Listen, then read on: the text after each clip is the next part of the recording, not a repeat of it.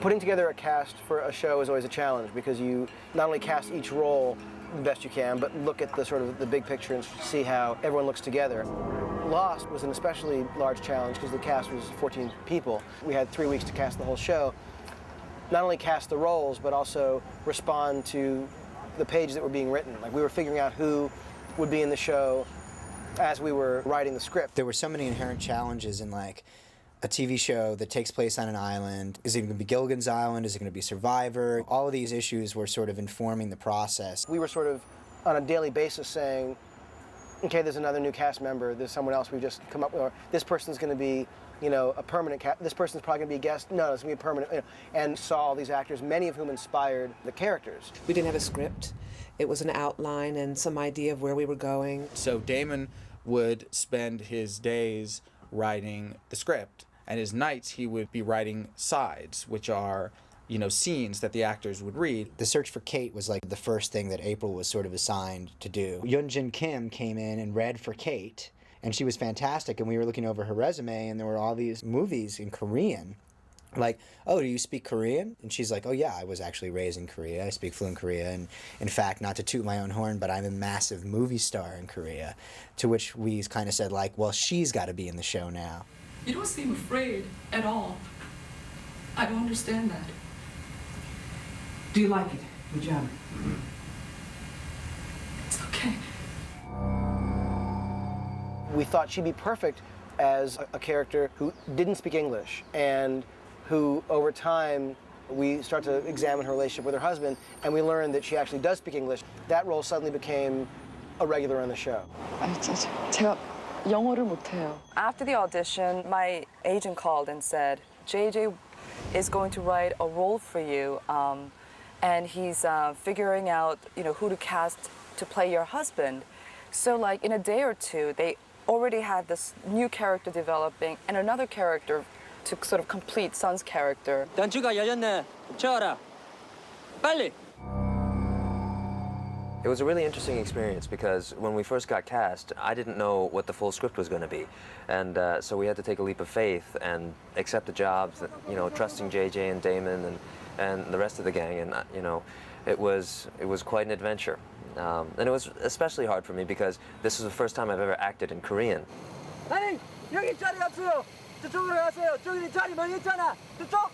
And so, you know, I had to brush up my language skills, and I hadn't spoken regularly since, you know, high school with my parents. So it was a really interesting challenge. 여기 음식이에요. 한번 하나 들어보세요. 자. 이거 성게예요. 아주 맛있어요. 먹으면 살아갈 수 있어요. 한번 먹어보세요. What, that? What is that? 우리 모두에게 충분해요. 한번 잡숴보세요.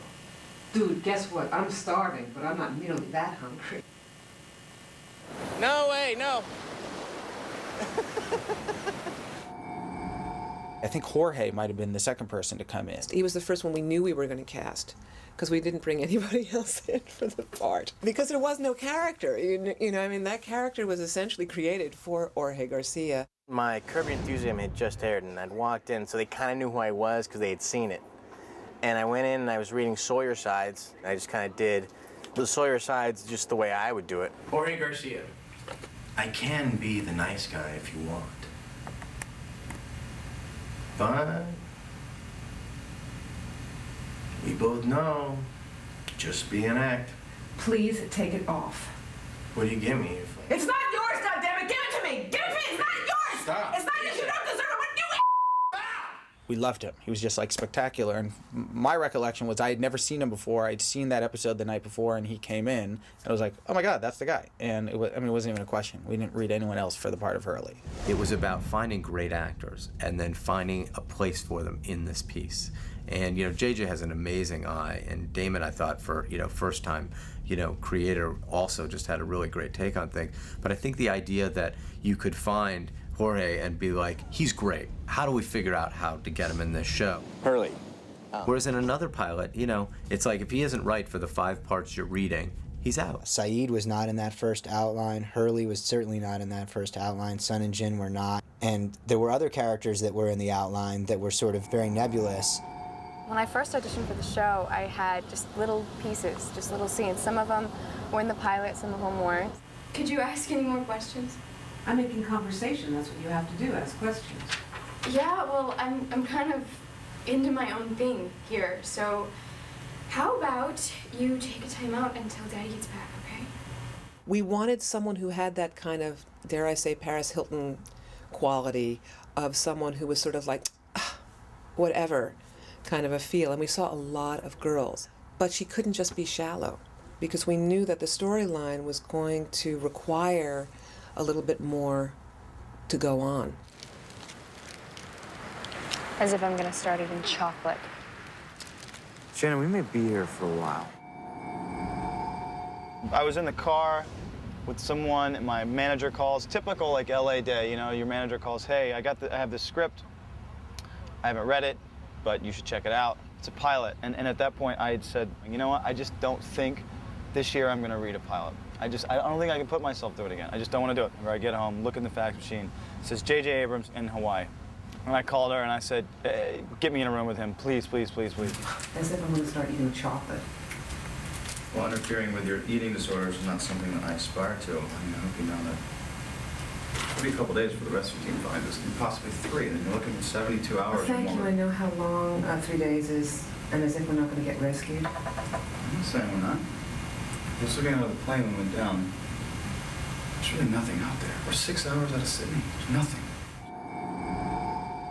I was actually working up in Edmonton at the time, in Canada, in the many feet of snow with freezing feet, finding out about this, and I wasn't able to come down to meet on it. I ended up sending a tape. My best friend, her name's Ruth. She's the greatest. Known each other since we were 6. She's funny as hell, and she's married to this amazing guy. We met him the same night. I was actually kind of pissed that he liked her. Emily was really Australian. That was one thing we were really looking for, because the plane was leaving from Sydney. It was also someone who could have the youth and the sweetness, but also someone who looked like they'd had a life. Morning delivery. Oh, you're sweet. Thanks. Well, I figured in your condition, with the extra baggage, you know. Well, I can still walk. Barely. Anyway, I worry about you out here, you know. It's very sunny. I was offered mainly fantasy-based characters, elves, pixies. So a contemporary character was important for me, and someone who had a little layers, you know, and edge to him. Charlie?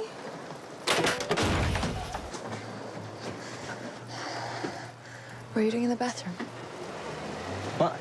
He was pretty true to what he ended up being, except he was much older. He was constructed as a has-been rocker who'd been a big hit in the 80s, but was now washed up and had a heroin addiction. I went in with sides for Sawyer, for Josh Holloway, but my agent said, chances are you're probably not going to read for that because it's not going to be suitable. But they're kind of doing a relatively open casting call at this point. My name's Dominic Monaghan. Hey, Hey. how's the arm? Oh, the breaking ball's probably going to suffer, but I think I could give you a few innings. Fire's going pretty good if you want to come over. I'm okay here. Thanks. I don't think we should tell anyone about what we saw. What did we see?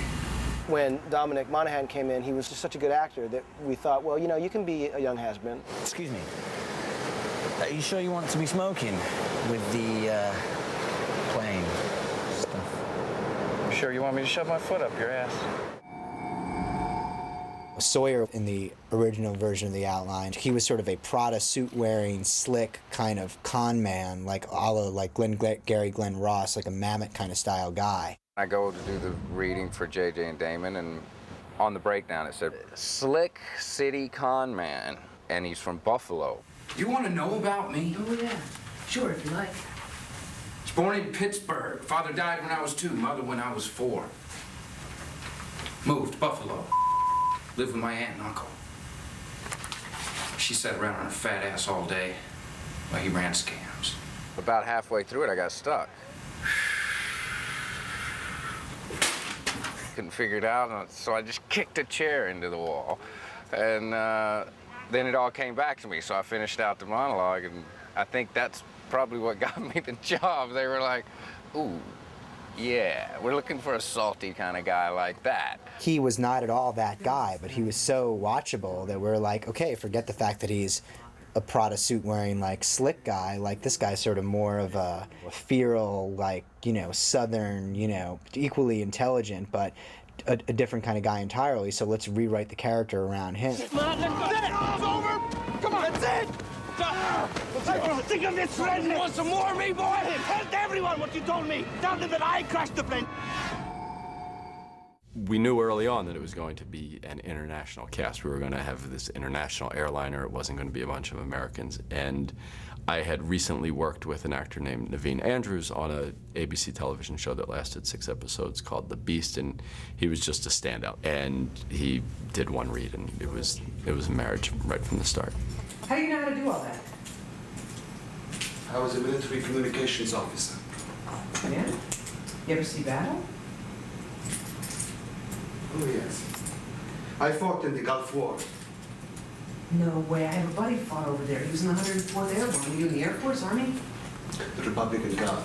When we started looking for this character, it's like he was the guy we wanted. Now, we did look through a lot of other guys. We were even surprised he would do it. I just went in and met JJ and Damon and Brian and just did the scene. And it wasn't until I was cast that I got a script.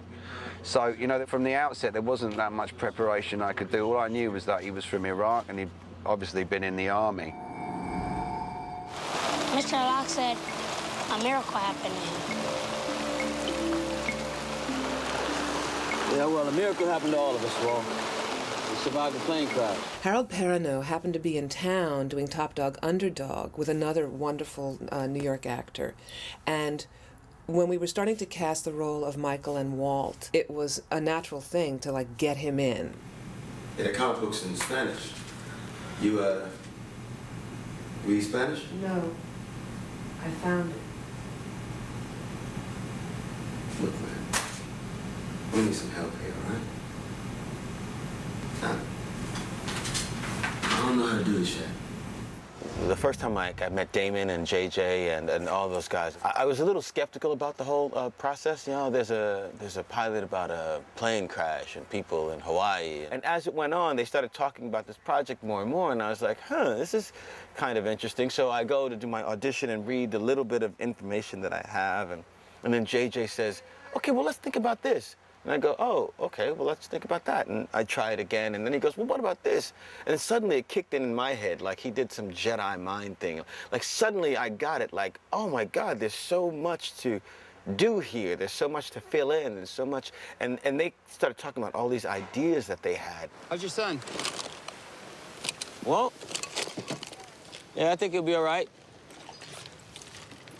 How old is he? 9, 10? 10. What is it, like checkers? Not really. It's a better game than checkers. Do you play checkers with your pop? No. I was in Australia with my mom. You have no accent. Yeah, we move a lot. She got sick. She died, so. Malcolm had been in Antoine Fisher. He played him as a 5-year-old and was very impressed with the performance from him in that. But we did do due diligence. We saw a lot of kids, a couple of the other boys who had been doing a lot of acting. And we brought 3 boys to the studio and network. But Malcolm was, for us, the strongest choice. I live in Australia with my mom. She got sick. She died a couple of weeks ago. You're having a bad month. JJ, when he told me about Lost, we talked on the telephone. He told me while I was working with him on Alias that we would do something together. JJ said, there's not going to be a lot for you in the pilot, the first couple episodes, he said, but your character's going to develop and you're going to be happy with it. And feeling like I do about JJ, I said, I'll take it. I took it on faith alone. We hunt. Okay, Mr. Locke, what is it that we're hunting? In the outline, it was basically like, Jack is a doctor. He's our hero, you know. And in the outline, Jack died midway through. So we were like, don't worry about Jack, April. Like, he's not going to be a series regular. Someone who actually I was talking with about Lost before we actually wrote the script was Michael Keaton, who I love and who I wanted to work with for a long time. You know, I don't even think there was ever a script sent to him, though, because by the time I was sort of ready to give it to him, we decided we were going to keep him as a regular in the show and not as a guest star, you know, in the pilot, and he wasn't going to die. But he wasn't interested in doing a series. He just wanted to sort of do it in the pilot, to do a kind of guest star cameo. From the beginning, from the very first time Damon walked into the room when we started talking about it, there was no doubt that Jack died. They went into the cockpit. The cockpit starts shaking around. They all flee the cockpit. They're running down the jungle and fleeing from whatever this thing is that's making all the sound. And out of nowhere, Jack is snatched up and yanked back. Where the hell's Jack? Where is he? I don't know. How can you not know? Kate and Charlie are like hiding. The two of them go back and they find Jack's body perched in a tree. And it later became the pilot. The character of Jack died about halfway through, which we did because we thought it would be an interesting, unexpected, you know, kind of story turn. The big psych out is the audience will be totally invested in this guy, and then he'll get killed in the middle of the show. So people will be like, oh my God, the show, I never know what's going to happen next. But what it did really was just anger the people who read the script. They felt like they were going along with the ride and they, you know, were into the story, and that the death of that character sort of took them out of it. And it made them sort of resent the story. He died without a doubt until a week before we started shooting, when Steve McPherson, who was the head of Touchstone at the time, was adamant about Jack living. His point of view was, you're asking your audience to have faith in this character and to believe in him, and you don't want to take that away. You want an anchor, and someone you can believe in. And Jack is that character. You know, from a network television standpoint and from a series standpoint, it just didn't make any sense to kill Jack off.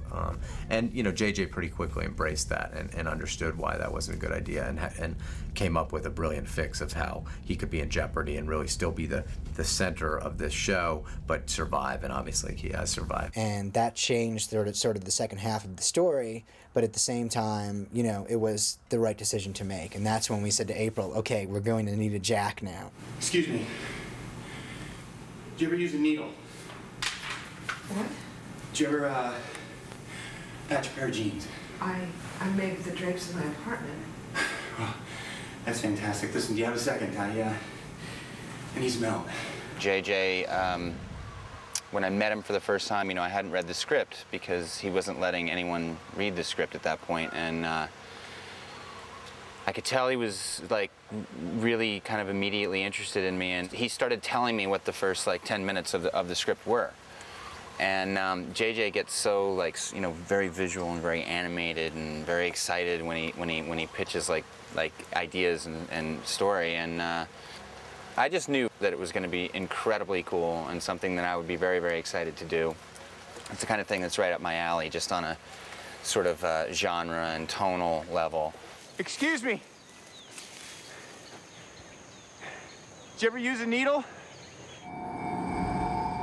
We probably read like, you know, 75 girls, women, you know, different sizes, shapes, ethnicities, ages, everybody for Kate. It was just, nothing was really clicking. Well, because Jack was going to die. There had been a plan that she was going to be the one who's leading everybody. And that was, we needed someone who had that power. She was, in the initial outline, sort of constructed as a woman who was not at all a fugitive. She'd been recently married, and her husband went to go to the bathroom when the tail section flew off. So her entire arc was, I'm now separated from my husband, I believe he's alive. And then we got a tape from Canada, from the casting director up there. She said, you know, you take a look at this girl. I took a look at her, and I rushed the tape over. We would get these tapes from April after sort of casting sessions, and, you know, she would flag certain people that she thought were good. We were sitting in JJ's office, I remember. He had the remote in his hand, and I was on the phone talking to somebody else about something else. And I remember looking over at JJ, and I saw him first, and he just went like this, and like took his finger off the remote, and then I looked over at the TV, and it was Evangeline. And she just turned around and did the scene. And excuse me. There was just something about her. We'd never seen her before. She had this sort of confidence and a vulnerability both at the same time. He literally turned to me and said, like, I think that's her. So we called April up, said, get her on a plane, bring her down here. Evangeline came in the next day. Then she came in and she gave a spectacular reading. JJ gave her some direction, and it was like this weird moment. I remember vividly sitting next to Damon, and we both looked at each other, and there was no doubt that that was Kate. And not only did she look exactly like we had always envisioned Kate, but her performance and her adjustments from JJ's direction were spot on, like no one else had been. I've been sitting. Sydney, what do you do there? I am a junior VP of marketing and business development for Pratt Harris. What's Pratt Harris? We're the leading providers of business logic integration solutions. Well, that'll come in handy here. I had spent 2 weeks sitting in a hotel room, sweating bullets and twiddling my thumbs, waiting to hear if my visa would come through. So already I was in a weird headspace where I didn't know anybody in LA. I didn't know if I was getting the job, and I didn't know if I did get the job, if I was up for the job. People who are Canadian or from any country for that matter, they have to have, I guess it's called an O1 visa to work in the United States. And if you have an extensive body of work, if you're an actor who's worked a lot and people know you, the INS people understand why that person is important to the process and stuff. It's like they've worked, you need them, whatever. But somebody who's done no work, they're well, why do you need this person? How do you know they're going to be good? Why can't an American actor play that role? We had to send her back to Canada and hope that we could get this visa through. All of the legal at ABC and at Disney was trying to get her into the union, into the Screen Actors Guild, and to get her visa cleared to work in the United States. We were scheduled to start shooting on a Thursday, and Evangeline Lilly was supposed to be there bright and early the first day of shooting in LA, and we were only going to be shooting in LA for a few days before we headed off to Hawaii. We had no choice but to start shooting. The cameras rolled. JJ started shooting. They did the production schedule so that Evie's character of Kate would not work for a few days. So at least we had another couple days where we could try to work on it. The contingency plan was to keep casting. It was like, let's see if there's anybody else. That Thursday, the day we started shooting, Tom Sherman and myself spent the entire day auditioning actresses to replace Evangeline Lilly. We're sitting there, reading people and auditioning women, kind of going, what's going to happen? What's going to happen? And I have a BlackBerry. I kept checking my BlackBerry to see if there was any emails from anybody.